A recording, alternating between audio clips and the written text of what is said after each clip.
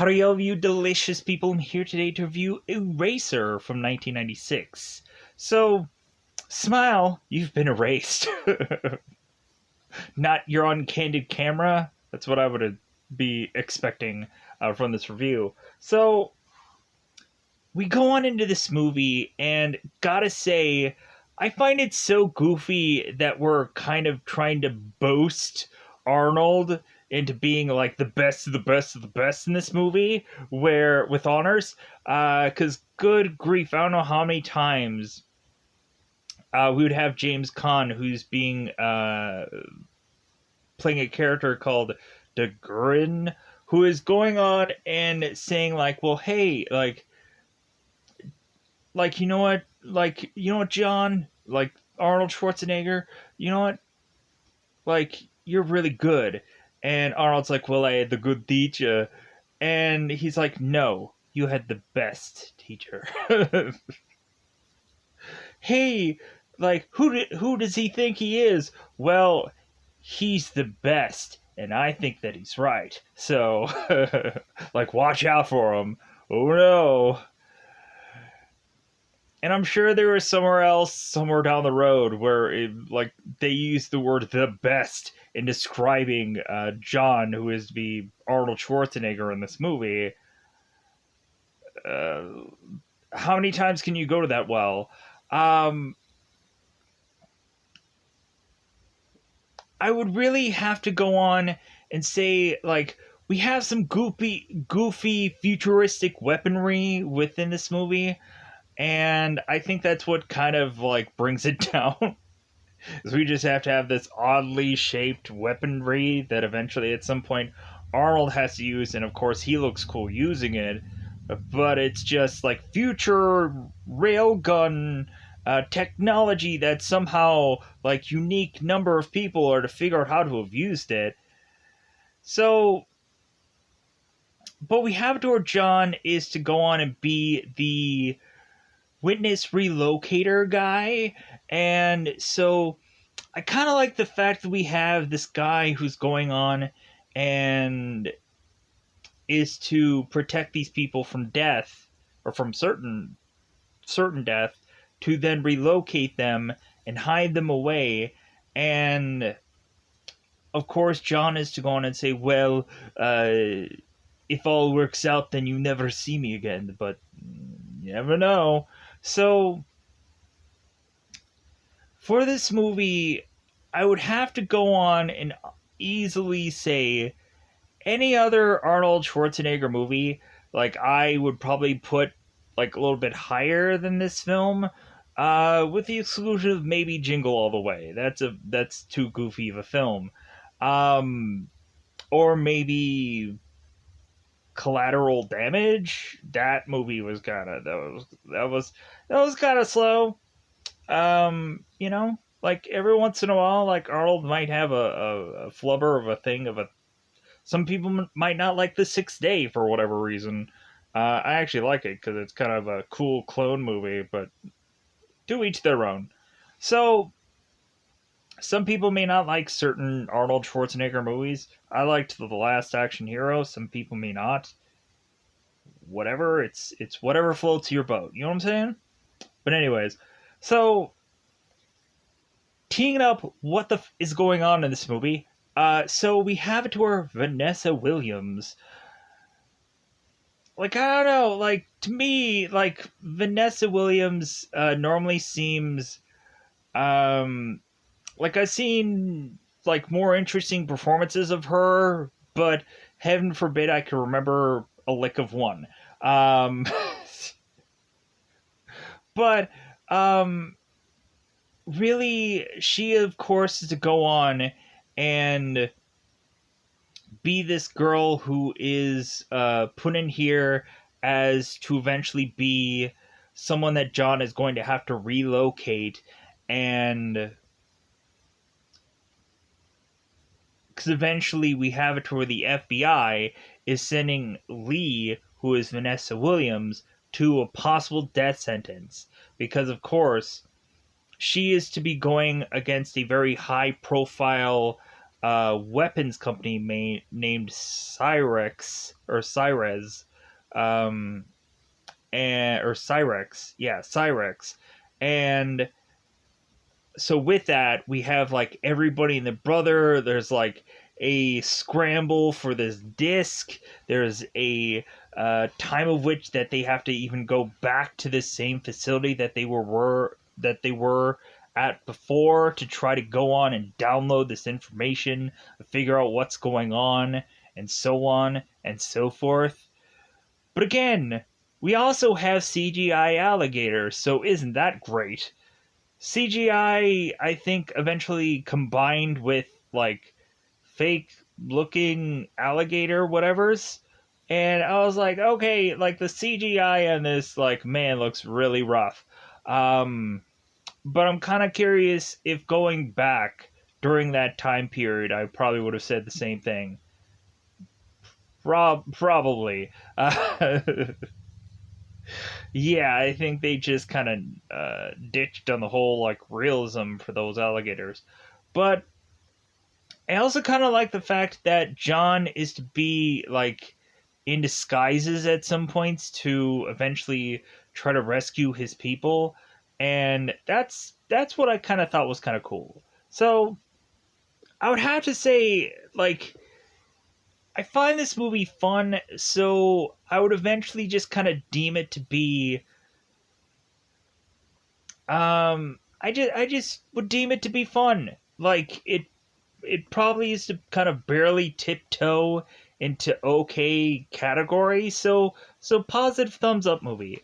Like I wouldn't like I if people were to say like, well, would you recommend this as an Arnold Schwarzenegger movie? I'd be like, no. Like watch End of Days, watch Commando, watch Terminator, because you really wouldn't that be the usual one right away?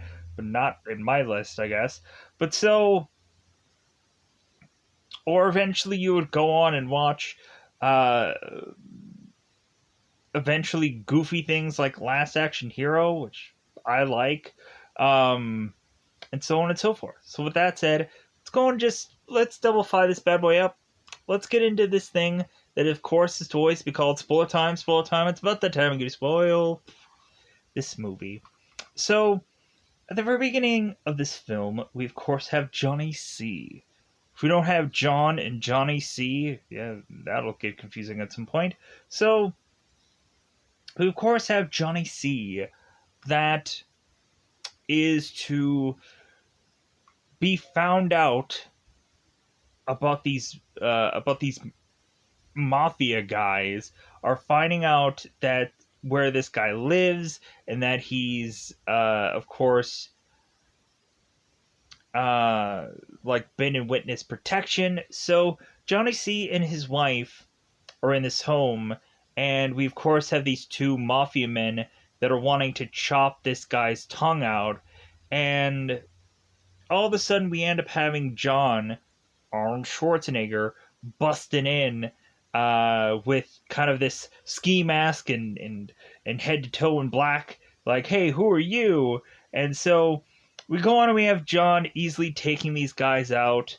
And so we, of course, have it to where all of a sudden we have it, of course, where John is going and spraying fake blood all over Johnny C and his wife, and is telling him, "Hey, like, change your clothes and go on and put your clothes on these dead bodies, and like make sure you have all your information and wedding rings and all this stuff like on these guys." So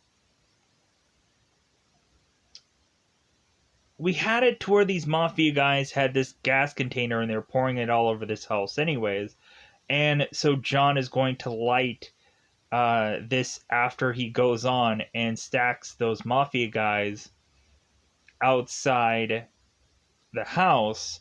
And so John is making up this story that after these guys were to go on and supposedly kill Johnny C and his wife, supposedly, they turned on each other and killed one another. So we go on and we have it to where now John and the couple are to be running into this vehicle, trying to chase away before, of course, the police make it there, because, of course, John was to go on and call the police after taking these guys out. So we go on and we find out that Johnny C was to go on and want to go to this specific restaurant, and so that's how people found out about him. And so his wife is going on telling Johnny C, seriously, like you couldn't have gone on and went to anywhere else. And he's like, no, like I wanted like real food, I was dying. And so it's like, well, hey, like don't do that again, or like you're really gonna get killed. So like I'm paraphrasing here, but it is what it is. So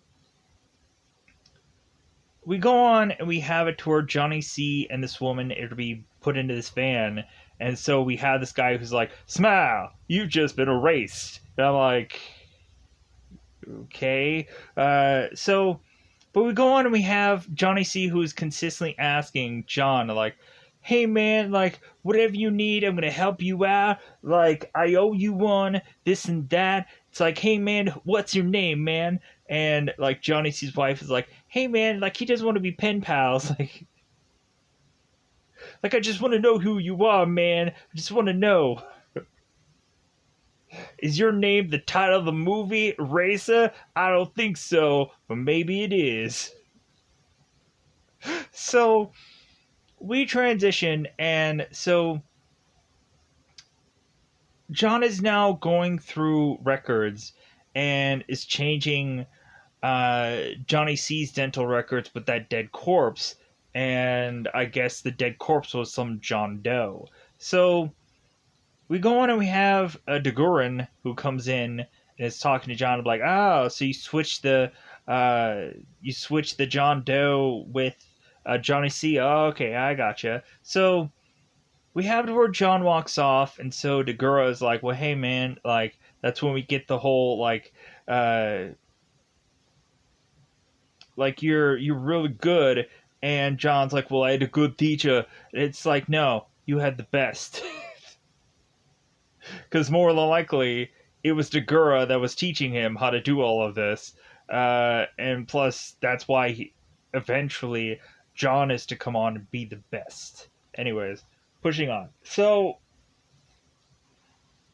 we have it to where, of course, John is also telling or Dagurin is also telling John that he, of course, should go on and talk to his superior, who is Beller. So we go on and have Beller, who's giving John his next case, which, of course, is to be this sting operation with a girl named Lee being involved. There's a bunch of FBI guys that are trying to get some information from this Cyrex weapons company, and so like yeah, this is like really high. This is really high up there as far as danger factor and so on and so forth, and so it seems that the FBI don't care about this girl. All they care about is getting this information. And so John is realizing, like, well, yeah, she's gonna get caught in the crossfire, and she's gonna get killed. It's like, well, unless you can get involved, John. So we go on and we have it to where Lee is to have like this camera on her brooch, and is to go on and have this earpiece that she's to put in when she's to get to her work. So she goes on through this clearance and is to go through this certain area, and she's only going to be in there for 10 minutes. So we have it to where eventually Lee is to go into this vault, and like the camera cuts out and everything like that, and the FBI guys are like, man, like come on, like we won't be able to know like how quickly she's getting through here, because they don't have like the feed cuts out on their end. So we go on and we have Lee, who is to make a copy of this disc to get this schematic or this kind of visual of this railgun that she can download, as well as a number of information. But Lee doesn't want to put all of her money, so to speak, metaphorically speaking, in this one copy. So Lee goes on and makes another backup copy, and eventually we'll come to find out that she's making a really great decision by doing that. So we go on here, and we of course have it where when Lee is to make it back to this part of this office, let me reset here.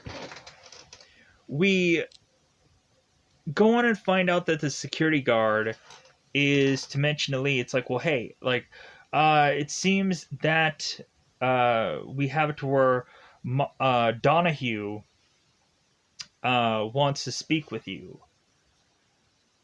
And we have to where Lee is like, well, in a minute. And they're like, no, like right now. So we go on and we have Lee making it to Donahue's office, who's actually played by James Cromwell. A lot of people will have known James Cromwell from like possibly The Green Mile or I, Robot, when eventually he's the scientist that ends up getting killed in that movie early on. Or probably eventually the movie Babe. That'll do, Big. That'll do. That was the guy who said that. So we have it where Donahue is mentioning to Lee, it's like, who are you working for? And the FBI guys are like, oh, we're blown already. We're fully blown. It's blown. So we go on and we have Donahue that is eventually like asking her what she was doing and so on and so forth. And so eventually Donahue is to find this girl's brooch that has a camera in it, and so the FBI guys are like, oh my god, we need to like figure out how to get this girl out now. So we go on and we have Donahue that is to whip out this gun. And he's like, you've left me no choice, Lee. And then he shoots himself in the head. And I'm like, oh my god. And all of a sudden, not only does he shoot himself in the head, but then, like, the window all breaks. And so, like, wind is blowing, like, heavily. So, Lee is to run out of this office like her life depends on it. We have like security guards that are getting the call saying like, hey, try and stop her. And so Lee ends up running out of the building just in the nick of time for these guys in this van to kind of scoop her up. And so now we go on and we have Lee who is talking to the FBI guys, and the FBI guys are transitioning her into meeting with John, again, Arnold. So we have it to where John is to really just tell Lee that, like, yeah, these FBI guys, they just wanted this evidence. They didn't care about you. And so eventually, you're like caught in the crossfire of all this, so I'm going to help you out. I'm going to personally help you out. So, but it seems that Lee wants to go on and like do this like from her own home. She doesn't think that there's much of a threat here, and so like she thinks that she's fine in her own home. So, and come to find out she'd be wrong. So, because of course she would. So we go on, we have Lee, who is to eventually try and access this disc on the outside of this compound, and come to find out we have somebody who is to like realize this, and so they're kind of jumping to go on and try to find out where Lee is. We also have it to where, of course, we have a phone call going between a guy named Harper and a guy named um, Morehart. So Morehart is calling Hopper, mentioning that uh, that eventually this girl was to go on and have a secondary disc that eventually she was to access, because what had happened was is that the FBI was to go on and get this disc and put it into evidence, and the guy from evidence was to basically just take this disc and put it in some CD case, and was to call somebody saying, "Hey, like your music is here." And so that led to this disc getting in the hands of Harper. So we have, of course, where Lee was to go on and call a reporter called Claire and tell her, yeah, like I have a second disc, and like this is gonna eventually help. When eventually Lee is gonna have to go on and uh, have evidence to her case. So we have Morehart who's telling Harper, or yeah, Harper, that Lee had called Claire, this reporter. Like, I guess they can figure that out through her phone records. And so now they're thinking, like, well, we're going to have to kill that reporter. But then also, it's like, well, hey, we gotta find out where Lee is. And Harper is also just upset because the one disc that he had to go on and do all this legwork to try to get is worthless. So he ends up breaking it because he's just ticked. So we now go on and have it, of course, where Lee is at her place, and we have a guy named Daryl who is there. I guess some lover, some ex-lover of hers. And so they're talking about their relationship, and we have it where Lee is kind of convincing Daryl, hey, our relationship was over. Yeah, it'll probably be over fairly soon. As we go on and have a number of guys lining up on the outside of this woman's car who has gone on and used their rail guns to shoot up these FBI guys. And so it's only a matter of time before we have a party van that is to make its way with a lot of balloons, and eventually realize that balloon van is to actually be John, trying to save Lee from possible death. So we have John, who's eventually taking Lee and kind of running through her house. Eventually, is to drop this refrigerator and hide underneath it. So we go on and have our character called Scar, because obviously Scar on face. He ends up going and using this one device that is to eventually be like, it looks like a bazooka at one point, but this thing is to like shoot out these nails. And so we have to where John is to try to use this refrigerator door as like this kind of shield, and one of the nails ends up getting jabbed into his hand here. So I'm like, we end up getting it to where like John ends up getting pretty banged up in this one. We get to where he has like the whole hand thing, and then eventually towards the end of the movie he ends up getting like jabbed in the leg, and he has to kind of pull that out.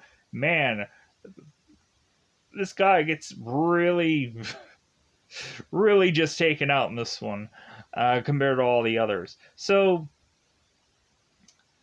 but eventually what happens is that both John and Lee end up getting away from these people, and so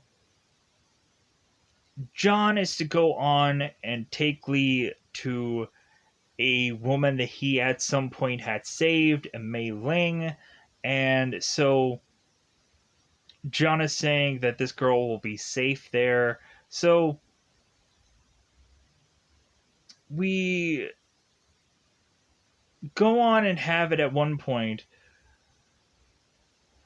where like this is how we like transition, I guess. So Dagura is telling John that they are going to have to take certain witnesses of both Dagurans and John's because they aren't safe.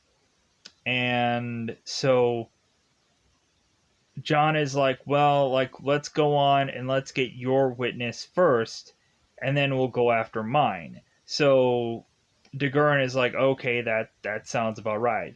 So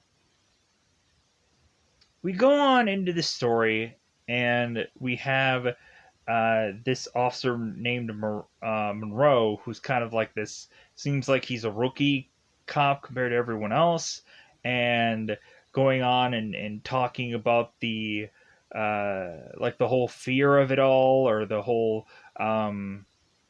shakes and everything like that. But he won't be shaking for very long, let's just say. So we have Dagurin, we have John. So Dagurin is to mention that his witness is to be some woman that eventually they're going to have to go into this this building to go and save. So we have it, of course, where everyone else is kind of taking certain routes, but both Dagurin and John here are both going in and taking like the front of the house. So we have, of course, where John is the only one without a bulletproof vest on. I guess that's what makes him the best, right? Because we go on and we have John and we have Dagurin, who's talking to these other detectives, Schiff and Calderon. And so we have Calderon that's kind of going on and talking to John, and that's when we get the moment where Calderon is to be called scum by Arnold, and because eventually Calderon is saying like, well, hey, like, don't you hate going on and working with scum? And John's like, well, yes, but I'll make an exception for you. So Calderon is going on and telling like Dagurin, oh my god, like, well, hey, like, why is he giving me crap? It's like, well, because he's the best, and I think that's he thinks he's the best, and I think he's right. So anyways, they make it to this location, and so Dagurin is going on and eventually quickly making his way to where this witness is, and we have it to where the guy holding the gun on the woman is like, well, hey, you're early. And Dagurin's like, well, you're late. And he shoots him and he kills him. So we have it to where Dagurin is to have his witness. And so he takes this gun and is to fire at this woman, and then is to figure out a way to just kill this witness off so he doesn't have like this kind of this extra thing to deal with.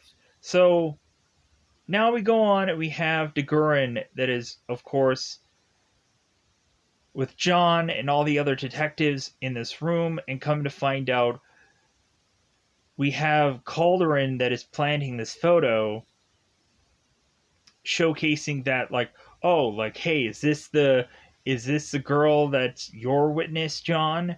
And John is like, yeah, like, that's her. So John is to be very uneasy by all of this. And so we have it where DeGurin is saying to John, it's like, well, hey, where's your witness? And he tells him it's like, well, she's in Atlanta. Okay. So we go on, and now when they're back on this plane going on to Atlanta, we have DeGurin that is to give John this thing of water, and then eventually when anybody else is to kind of walk in, DeGurin is to offer them like a Pepsi instead. Like, no, this will be better for you. So, or this will feel better for you. So John, of course, is starting to slug that water, and so that's when we get Monroe and we get DeGurin that are going on and talking about like the thrill of it all, the excitement, and eventually asking like John, hey, like does it seem natural? And we of course have John is like, it's natural, he sees. Anyways, so we have to where John is just to start feeling drugged, and he's like, whoa, all right, whoa.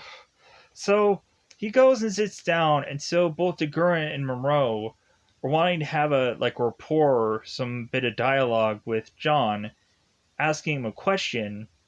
And so DeGurin is to say to John, it's like, come on, John, like, answer the question. And John, of course, is like, brr, and then he falls over. So we have DeGurin going on, realizing that John had erased all the numbers upon his cell phone because John, before he had passed out, had went on and was to call Lee and was to tell her to get out of there in code 911. So because John was to go and meet with Lee and tell her like, well, hey, like, I work alone, so if anybody is to go on and say that they work with me, do not trust them, shoot them with the gun that I gave you. um and then he is to also go on and eventually kind of give her the run that everyone else usually gets, like, well, if everything works, you'll never see me again, kind of thing. So we have Lee who gets this call, scrambles and gets all of her stuff, puts the gun in the purse. So Lee, of course, goes to this zoo. So we also had one moment, oddly, where John in his police department or his U.S. Marshals were going through a number of IDs and asking John, hey, which one is the fake out of all three of these? And John is like, that one. And it's like, how did that have anything to do with a case or anything? It was just like, that one, I know specifically. So, like, as if, like, we had to waste, like, a couple of minutes of time there. Maybe that was something that could have been just cut out of the film. I don't know. But so, John is to have all his weapons taken away from him, and so when he ends up waking up, DeGurin was to go on and shoot Monroe because Monroe was asking too many questions. He wanted to eventually like report that these guys were changing course, and so DeGurin was like, "Well, hey, how about we go on and like give you an assessment of how well you're doing?" The guy's like, "Okay, cool," and then he ends up getting shot up. So when John wakes up, we have here where there's basically three guns pointed at John, and John's like, well, hey, if you put your gun down now, I won't kill you. And Kern's like, I think I'll take my chances. So John goes on and is to have this one little hidden knife that's under his belt. And so he flings this at Digurin, and then John is now having this gun that he ends up getting from Sif, um, and he ends up now kind of shooting between everybody. So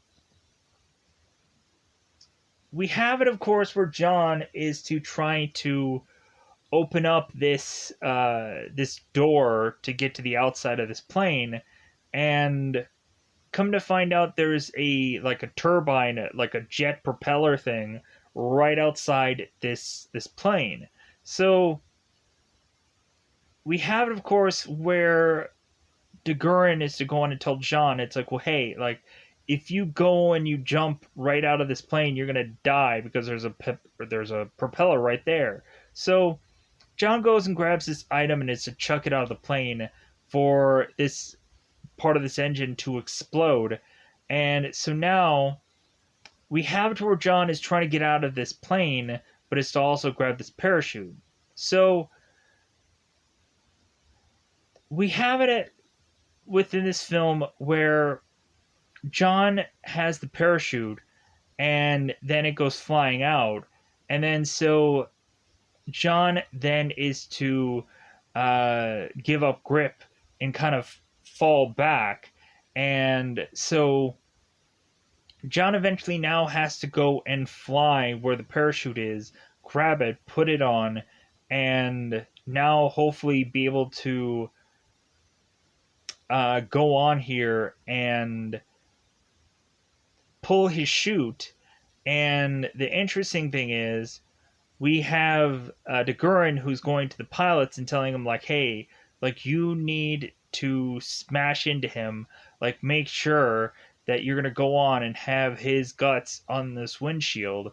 So I thought that this is really interesting because this kind of reminds me of like Saints Row the third, where eventually like they do this whole mission where they're on this plane, and then this plane is wanting to go and hit the guy on the parachute. So I thought that was kind of interesting. So we have Arnold, or John, that is to eventually continue to shoot this plane, and to where the guys are like desperately pulling up to dodge the bullets from this guy. So John eventually is to be hung up all up in his parachute, to where John now has to go on and try to untangle himself from the parachute and then relaunch another one. So we have it, of course, where John is to land in this junkyard with these two kids, and John is to make the offer to trade this parachute for this tow truck, and the kid is like, no, $50. And so John, of course, is to give them whatever they need, so that way he can go on and scramble to get in this tow truck. Here's the one thing that honestly does not make sense to me. We have it to where John is to have landed before this plane does, right? But it seems like on the villain side, the villains are way quicker than John is, but John makes up this whole crack about traffic. I'm like, I'm sorry, like, you know where you're going. Like, you obviously know where you're going. And so we go on and we have John that is eventually trying to drive as quickly as possible, but the villains will get there before he will. Because eventually we have the plane land, and they're scrambling to go and get all these vehicles and get out there, because we have it immediately where Digurin knows that John is going to send Lee to the zoo, because of course, so because it's a public place. So Digurin is to make it to the zoo and is to try to tell all the security, like, well, hey, like, we're going to close all this off, exit everybody that's in the zoo out of here, because we need to find somebody. So Lee, of course, is to go on and meet with a guy named Scar, and he's to mention like, "Hey, I'm working with John. I'm a U.S. Marshal, and this and that." And so Lee is like, "Well, did he show you the secret handshake?" And like the guy's like, "Huh?" Like, okay, yeah. So Lee goes on and shoots this guy in the leg, and then runs off. So now she's in a gunfight with a number of people, and they're in this, I guess, like exhibit where there's alligators and stuff like that in here. That's when we get the CGI'd alligators. So John busts through this door and is now shooting these guys. Like, yeah, like I'm gonna go on and take all these guys down, either alligator or something. So we go on. We have, of course, John, who is to only have 2 rounds left in his gun. You would have thought with all the driving that he would have gone and done, he probably would have bought more bullets, but I guess that's just me. So, and Lee is like completely out of bullets. She has no bullets whatsoever. So John goes and tells Lee, like, well, hey, like when I say so, like run, and that never happens. We just have it to where like John and Lee just keep going in like further and further back into this place while these guys are getting eaten by alligators. We have John at one point who's wrestling with an alligator, tossing this one thing at it. So, and then John is to shoot this alligator in the mouth because, of course, that's the only kind of real penetrating place you can kill an alligator with.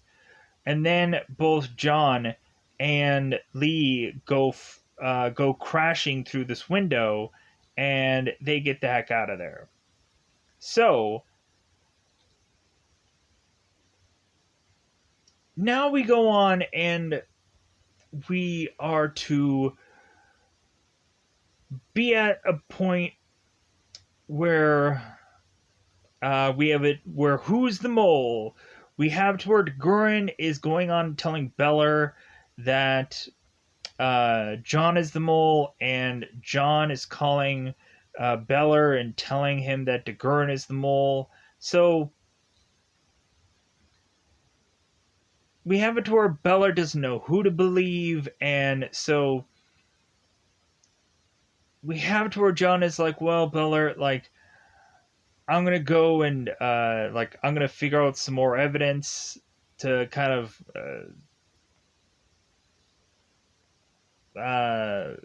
eventually help my case. So we have it to where both John and Lee are at this church, kind of just kind of waiting things out. So come to find out, this priest was to go on and say that at one point John was to have helped him out and eventually had John find religion, or had this priest go on and find religion, my bad. So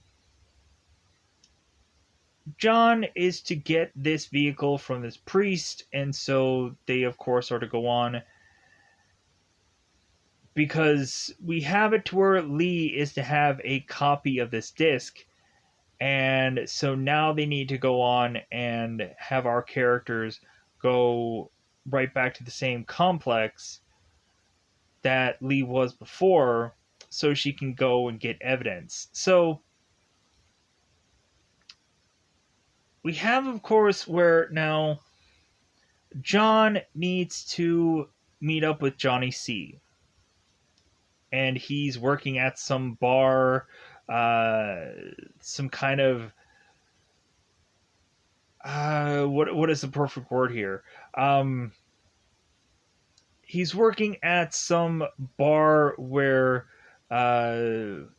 there's performances going on and so on and so forth. It's a drag bar. Let's say that. So we have John meeting Johnny C at this drag bar and saying like, "Hey man, like I need a favor. I need your help." So we have to where Johnny C is to meet up with both John and Lee. And it's like, well, like what do you need from me? Because like Johnny C thought that John just needed him to like move a sofa or something like that, and John's like, "No, I need you for something else." So John goes on and gives Johnny C some Alka-Seltzer, and he's like what's up with this? Do I have gas? What's going on? So come to find out, Johnny C just needs to go on and portray that he's a pizza man and he needs to be very difficult. So Johnny C goes into the Cyrex company, and we have Moreheart, who is of course with Dagurin, and they're going through the security, and they're saying like, "Oh my God, this pizza man is here, and he's being very difficult." And eventually, the pizza man is to fall over and he's to have a seizure. It's like, "Oh my God, we can't have this today." So all of a sudden, we have it to where these ambulance drivers are coming in, and come to find out they're both Lee and both John here. So we go into this certain room where we have to where Johnny C is being held, and all of a sudden it seems at some point Johnny C is to hit this kind of button, and it shows on this monitor that he's flatlining, and they're like, "Oh my God, he flatlined!" And Johnny's like, "No, no." So they start defibrillating him. They start like trying to bring him back to life, but it keeps flatlining. So all of a sudden we finally have Lee and John who make it through the door, and it's like, well, hey, like we're all here, and they're like, oh my God, they're terrorists, and Johnny's like, well, you want to see terror? Like, I'll show you terror. So we go on, and Johnny C is to kind of keep everybody in this room as we have it to where both Lee and both John are going into some part of this building to go on and get this information that they're going to have about the railguns, but not only that, the like the guy who is to be attached to this deal, who is to be a really bad guy. Eventually, a guy called, I don't remember. So it doesn't really matter. That kind of sucks. Anyways, so I'm sure I'll probably see it through IMDb a little bit later here. But we go on, and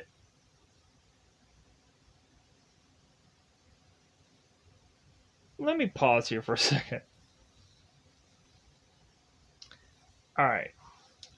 So, like, for purposes of just, like, not having to figure out this guy's name, I'm just gonna call him the Russian, because we have a lot of guys who are Russian, Russian gunmen and stuff like that who are going on, and eventually being a part of this whole doc thing that kind of comes later. So, anyways, we'll just call him the Russian. So, because I don't remember. Could have been Polly, not quite sure, but we'll figure it out eventually at some day. Anyways, so go on and in the credits or in the comments, let me know in the comments below, because I probably will be like, okay, whatever. Anyways, so pushing on. So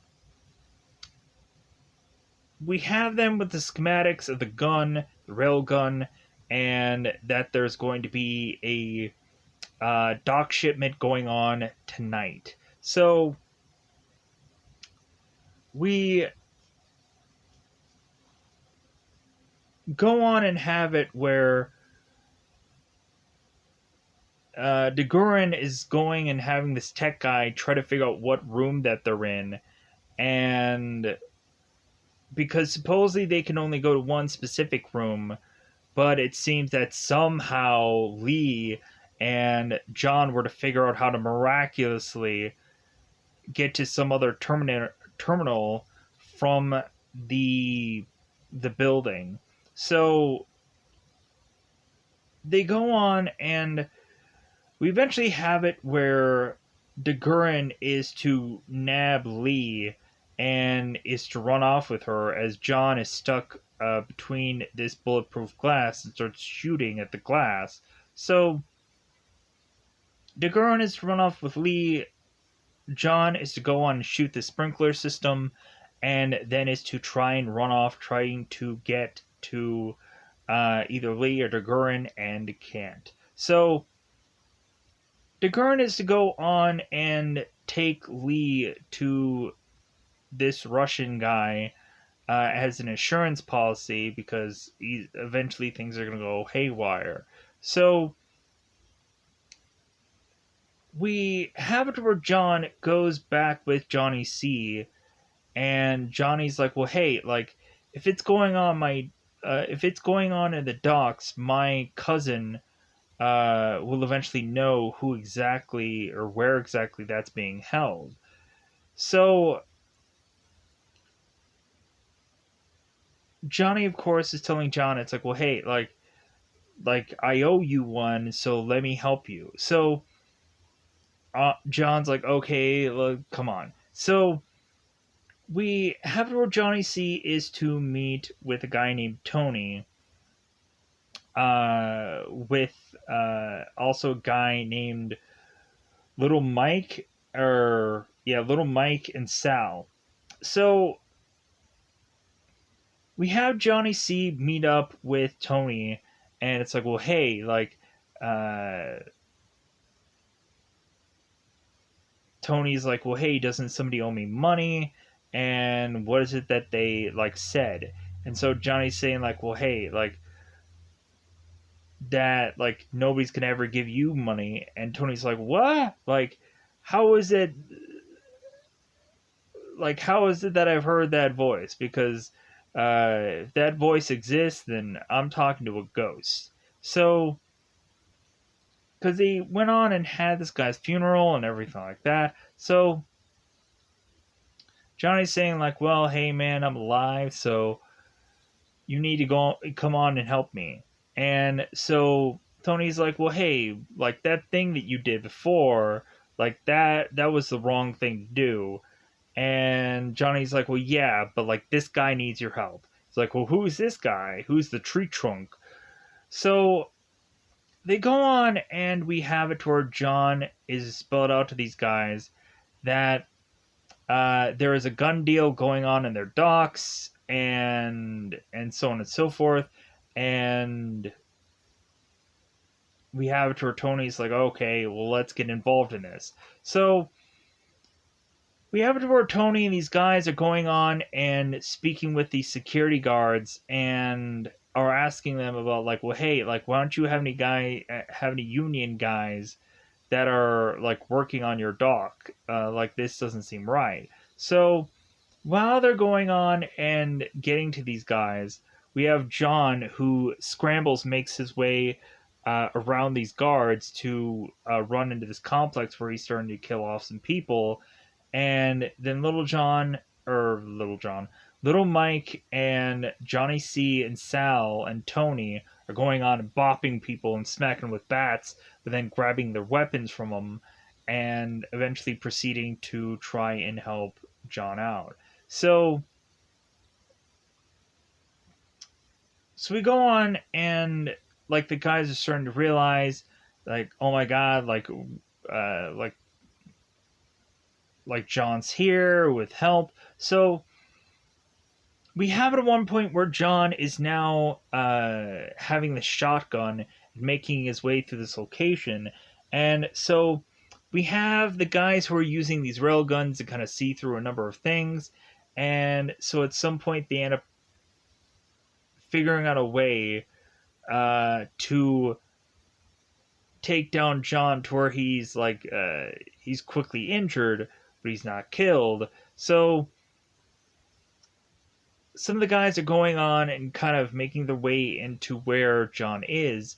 And so John just kind of flings his shotgun because he can't use it anyways. So when the bad guy is to pick up the shotgun, we have to where the villain is to make the conclusion that this guy is to be John, but it's not. It's just like all you can see is like a skeleton of the guy, so you can't defer if this is John or not. So that guy ends up getting killed.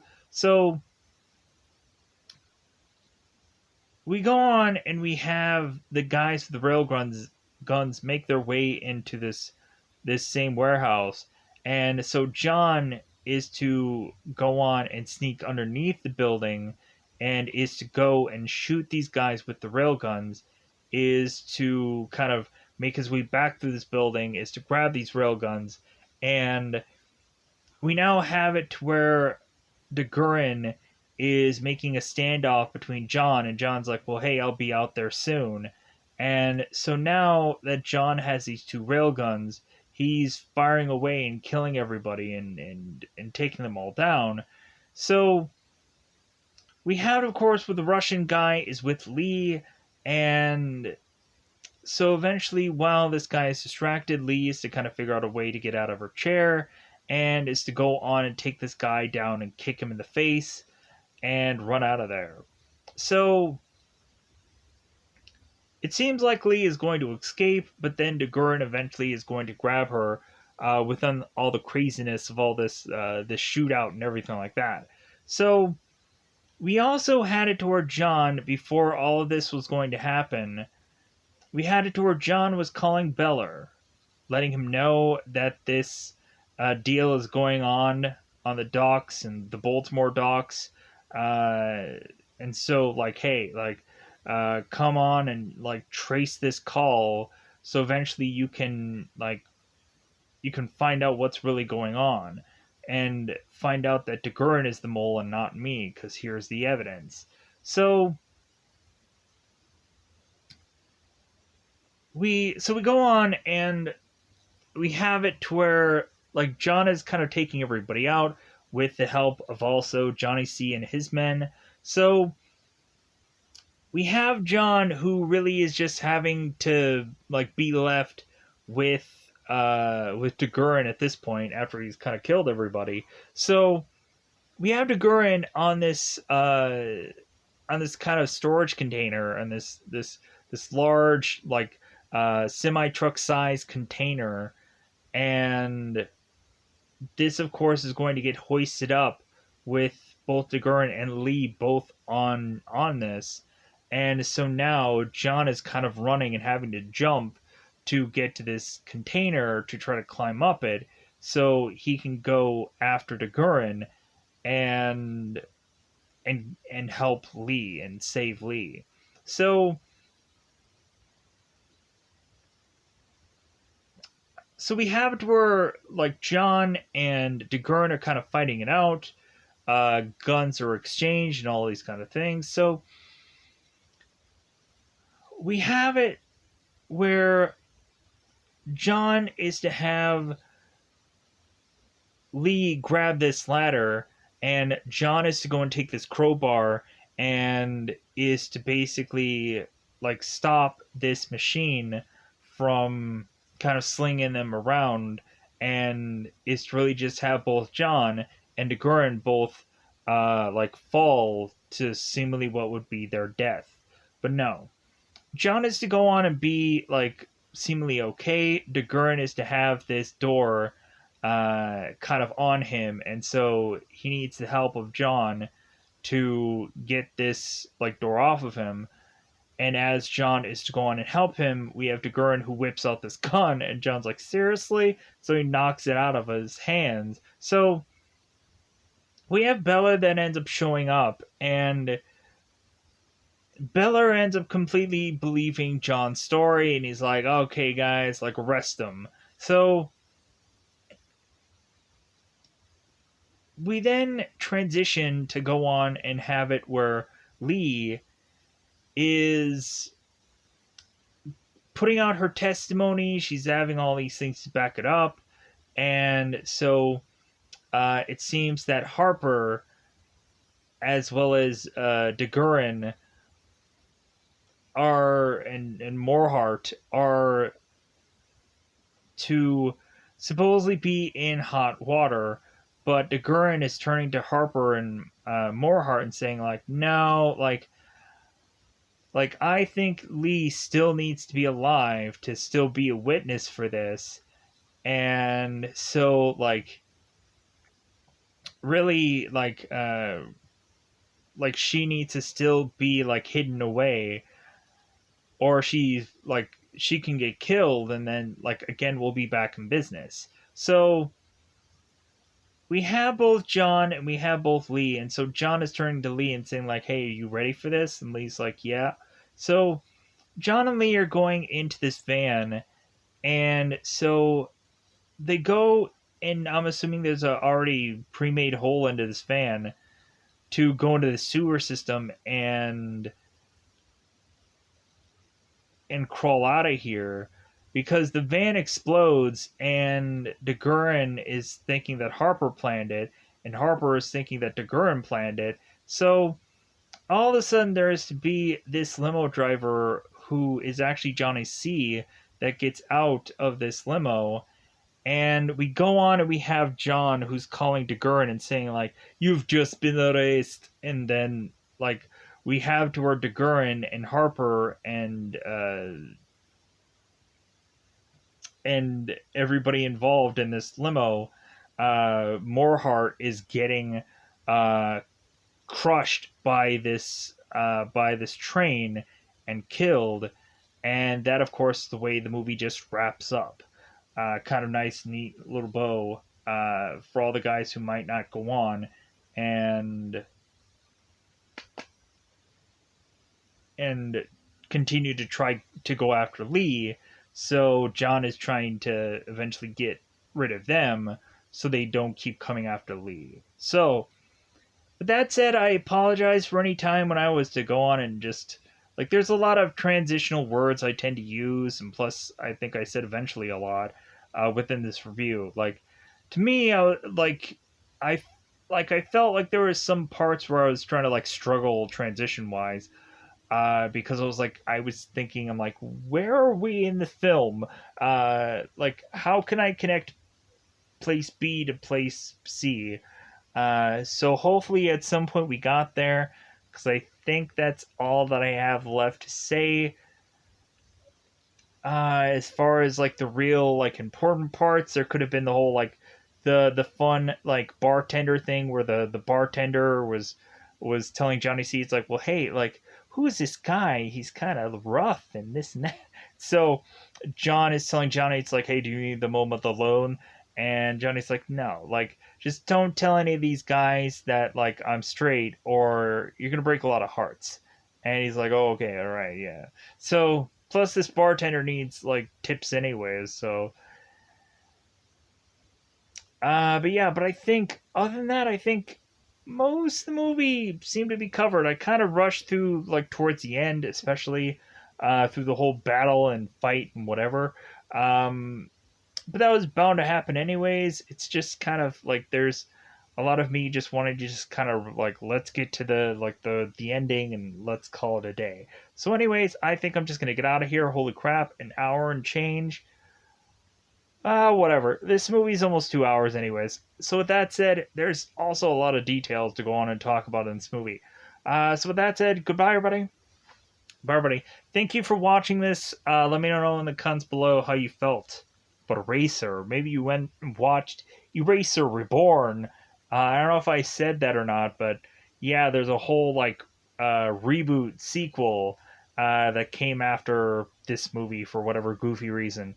Um, so yeah, I don't know why. Like Transporter did the same thing, where eventually after like a certain number of transporters, they did like a transporter refueled and all that goofy crap.